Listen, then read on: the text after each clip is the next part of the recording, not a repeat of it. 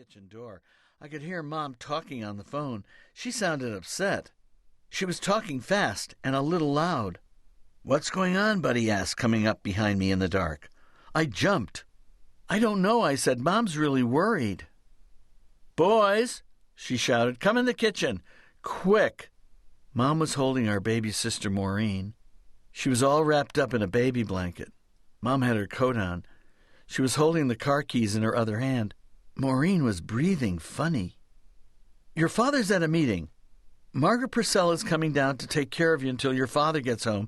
As soon as Mrs. Purcell gets here, go back to bed."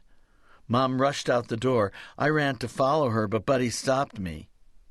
I heard the car start, saw the headlights go on, and watched the car drive away. I called out, "Mom, what's happening?" But she was gone. I stood there looking after her. In a little while, Mrs. Purcell came hurrying down the street and up the steps to the house. "Okay, boys," she said, taking off her coat. "Your mom wants you both to get back in bed." She turned on the stair lights. Buddy pushed me up ahead of him into the bedroom. I waited until I heard him sleeping and crept out of bed, down the stairs. "Tomie," Mrs. Purcell asked, "what are you doing up?" "Where did Mom go with Maureen?" I asked.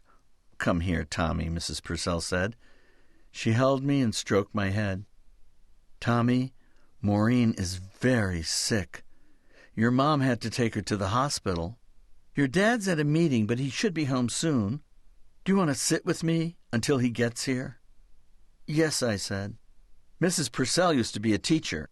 She and Mr. Purcell had a baby boy named Jimmy. He was a year older than Maureen, so she understood how scary it was that Maureen was sick.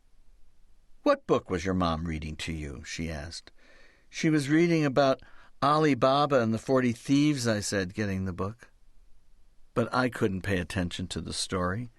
My mind kept wandering to the hospital. The front door opened. It was Dad. "What's going on?" he asked when he saw Mrs. Purcell. "Oh, Joe," she said, "Floss took Maureen to the hospital. She's awfully sick. She may have pneumonia. Jim said use our car. I can stay here with the boys."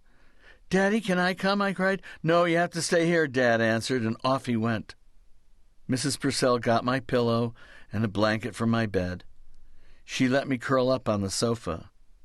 "Mrs. Purcell, what's pneumonia?" I asked. "It's like a really bad cold in your chest, Tomie. It makes it hard to breathe, especially for a little baby," she told me. I was scared, even more scared than I was of the dark. Chapter 2. It was getting light out when Mom and Dad came home. They talked quietly with Mrs. Purcell. "Come on, Tomie," Dad said. "Go wash up and get ready for school and wake up your brother, too." When I came back down, Mom had some breakfast on the table. The empty carriage was still in the kitchen. "Now, boys," Dad said when Buddy came in, "your baby sister is very, very ill. Mom and I will have to spend lots of time at the hospital. I'm going down to Wallingford this morning to get Aunt Nell to take care of you.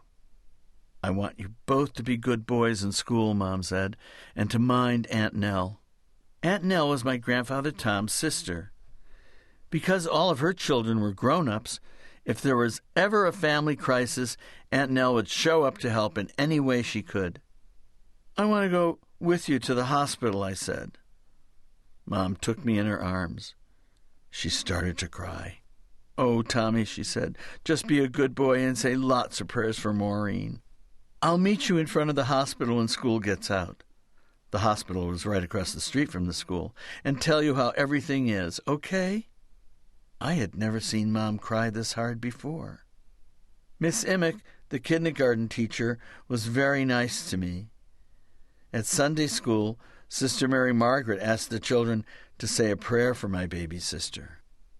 Every night, Aunt Nell would help me say my prayers for Maureen, and when Mom and Dad got home from the hospital, Mom woke me up to tell me about Maureen. My poor baby sister. She was so sick. She couldn't breathe by herself. Mom said she was being fed through a tube. It sounded awful.